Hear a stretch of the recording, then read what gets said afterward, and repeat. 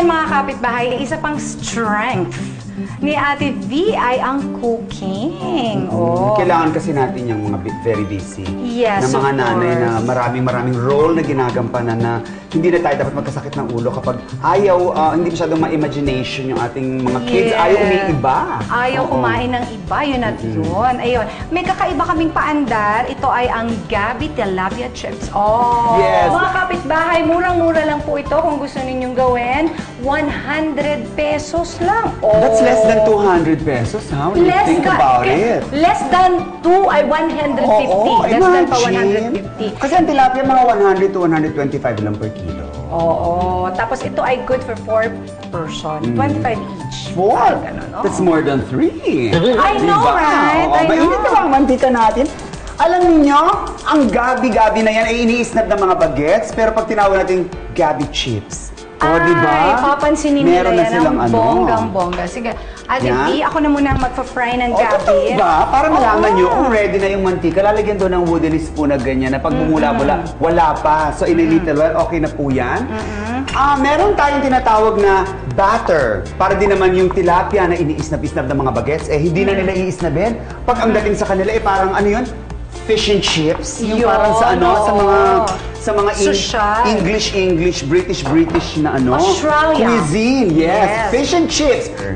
Yes. And lalagyan ko lang ng konting asin nito, Ate V. ay, syempre, alam mo, tatawagin din kitang the star for all seasoning. Ayan, no, Ate V. Di ba ang Ingat ganda? po. Ingat po sa tilamsek. Crunchy. Totoo ba pag naglalagay, palayo sa'yo? Ayan, away from you. Tama. Ang ganda!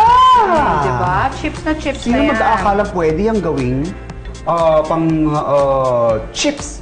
Hindi lamang Pwede din lutang-lutang sa ating sinigang. Pwede din tong pwede din tong pangpulutan. Yes. Yan.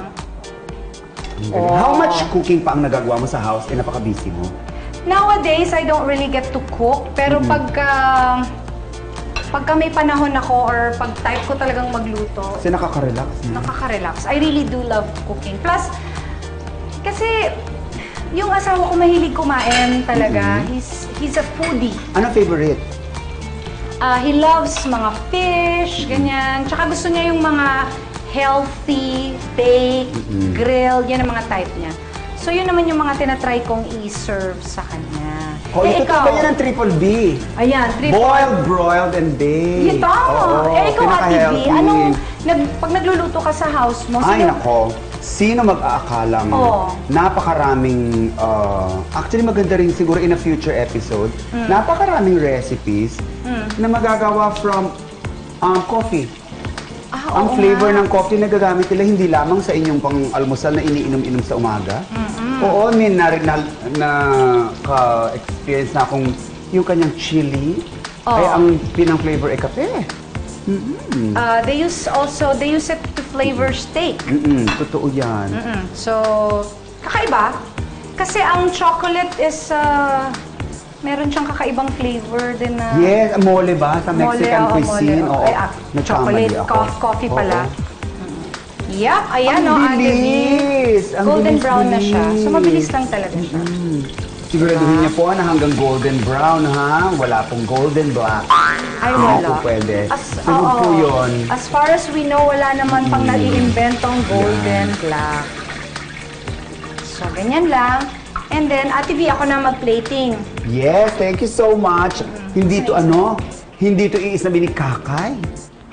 Ni Kakay. Gagawa naman ako ng parang tartar sauce. Ayan. Diba? Oo nga, kapartner naman ito. Sauce. Magkakasama sa ating tartar sauce ang napakasimple. Pickles.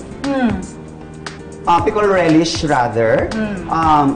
Sibuyas. Yung sibuyas na malasa, hindi yung puti, yung medyo dark. At saka lemon. Ayun. At saka mayonnaise. Mayonnaise, yun Ayan. lang. Tartar sauce na yun. Tartar sauce na siya.